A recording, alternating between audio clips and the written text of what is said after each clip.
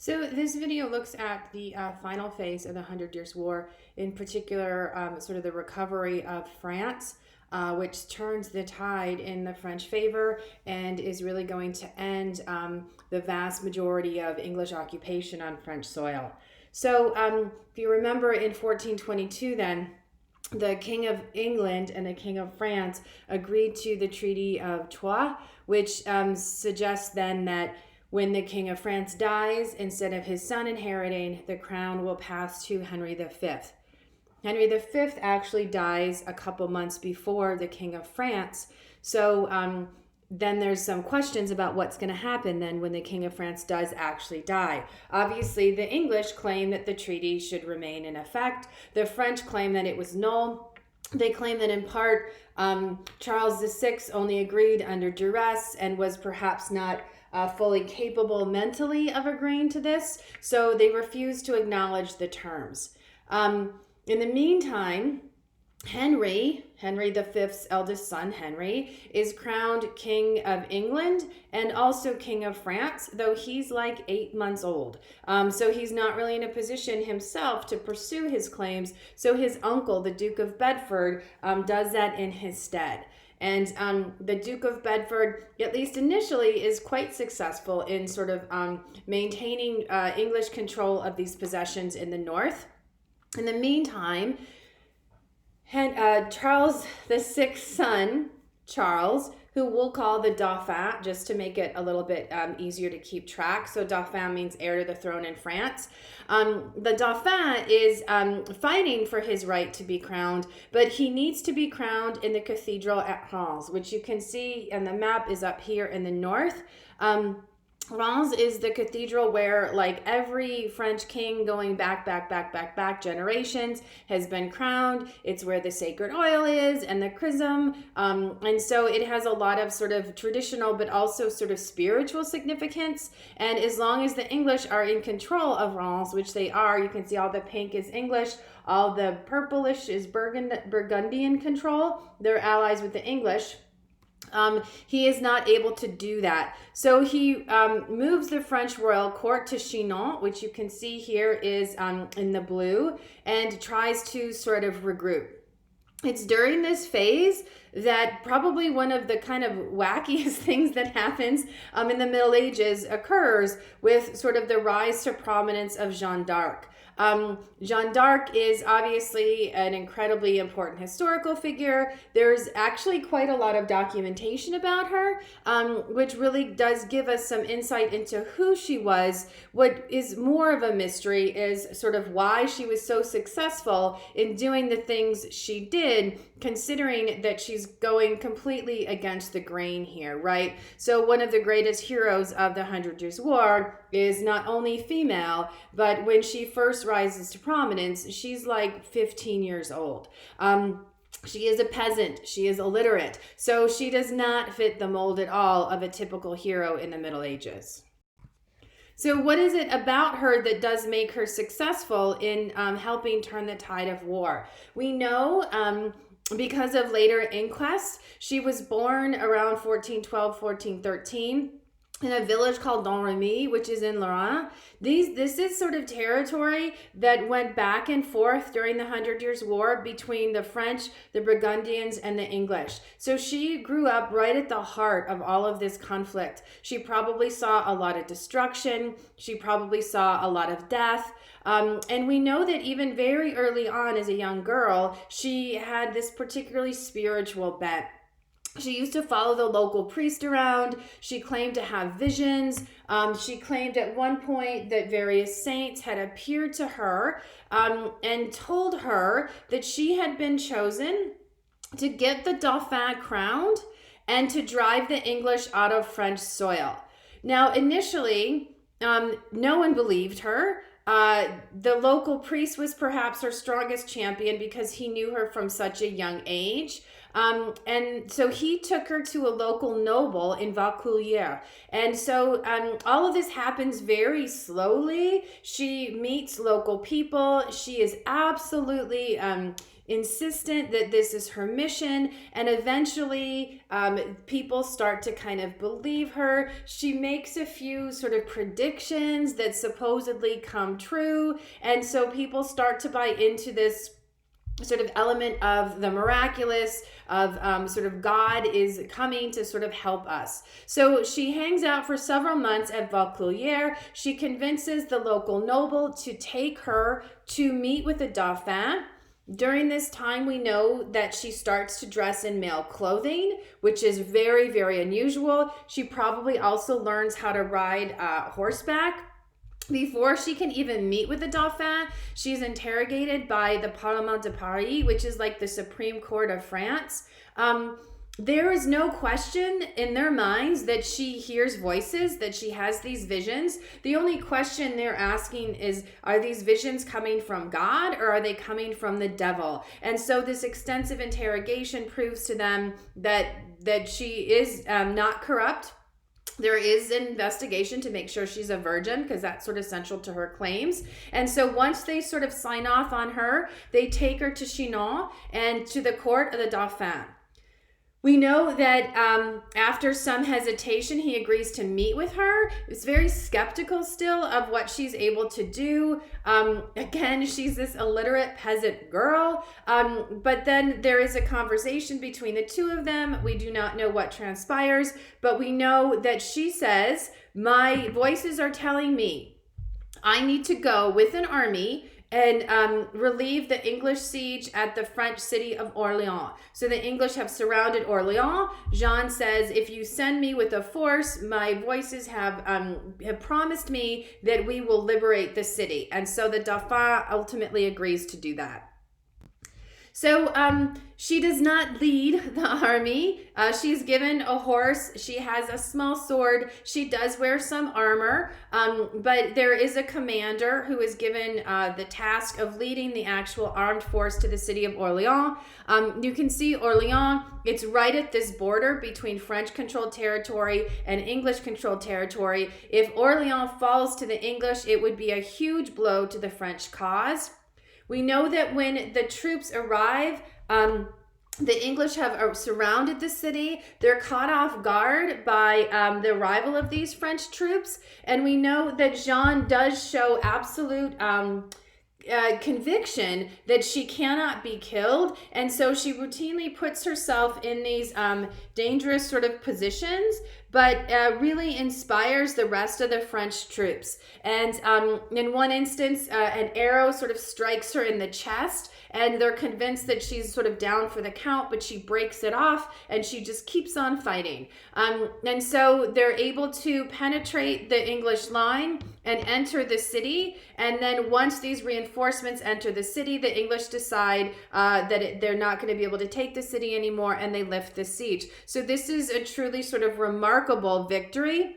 It's one of the first in a very long time, and a lot of it's credited to just sort of that lift that Jeanne gives to the French forces. Little by little, then, they manage to continue to take other cities, obviously targeting the city of Reims. And so in 1429, they're able to get the Dauphin crowned. And so these first two sort of tasks that Joan's voices assigned to her have been fulfilled. So she lifted the siege of Orleans. She got the Dauphin crowned.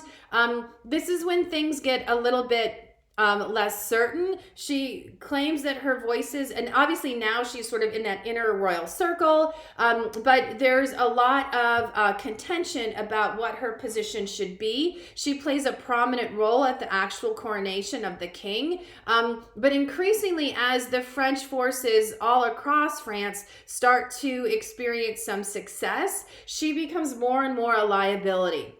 The English call her a witch. They call her a prostitute. They call her lots of worse things. The Dauphin, or the king now himself, starts to feel like having this female around sort of undermines his authority. And so in 1430, she goes with a small force to the city of Compiègne, which is English controlled.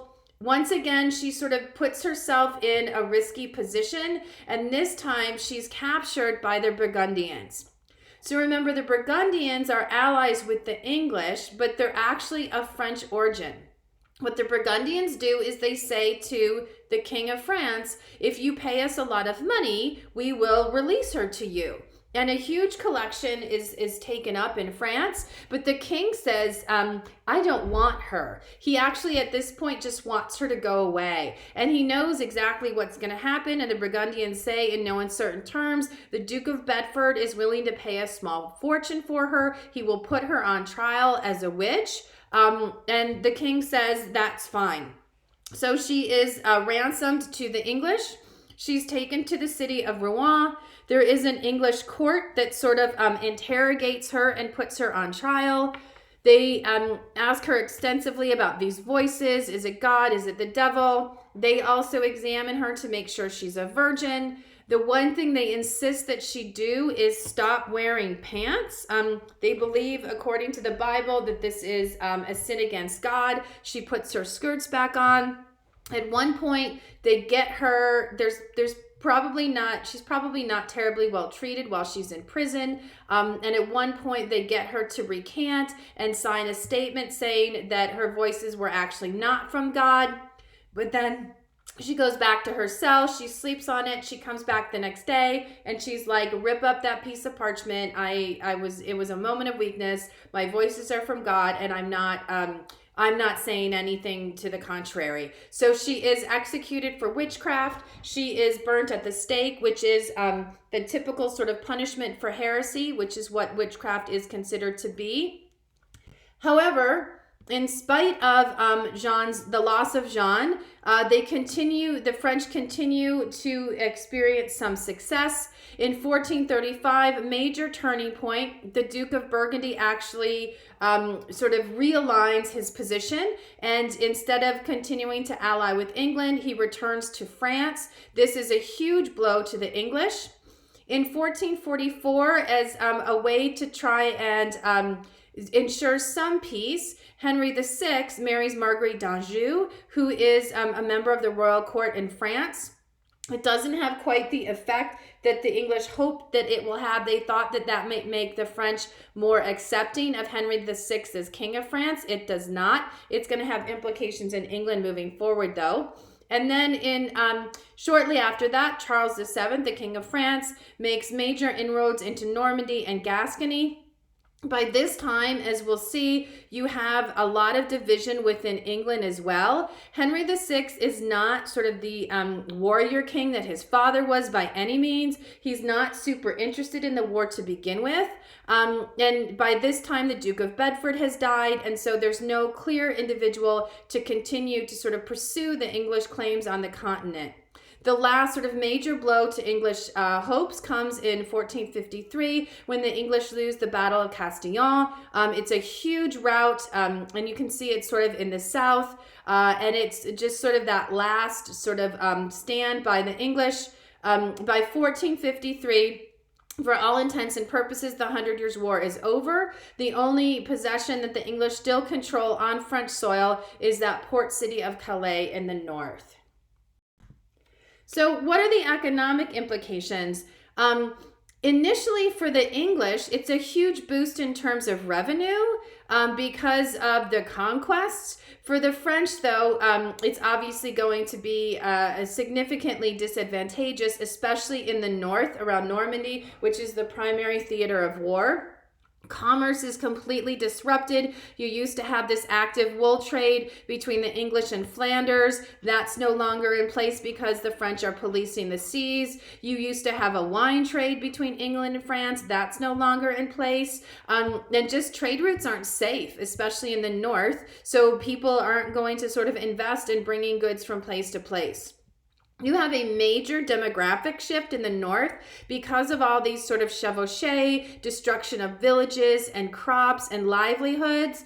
There are a lot of collateral damage in terms of deaths of just sort of ordinary people. Those who survive, a lot of them leave. And so the population of northern France decreases by about a third.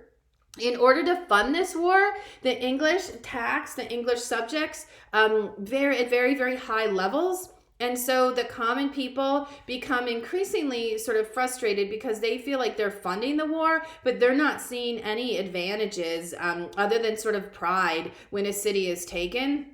And so the economic implications are probably the most significant. You do also, though, see this sort of rise of nationalism, any sort of cultural connections between England and France that still linger, in part sort of the last vestiges of the Norman conquest are gone. You do, until the Hundred Years' War, see some folks, sort of elite folks in England speaking French. They stopped doing that. And so, and you see this in literature as well and popular culture. They come up with sort of negative nicknames for each other, and they become really very much sort of wedded to their own sort of ethnic identity in opposition to who they see as their enemy.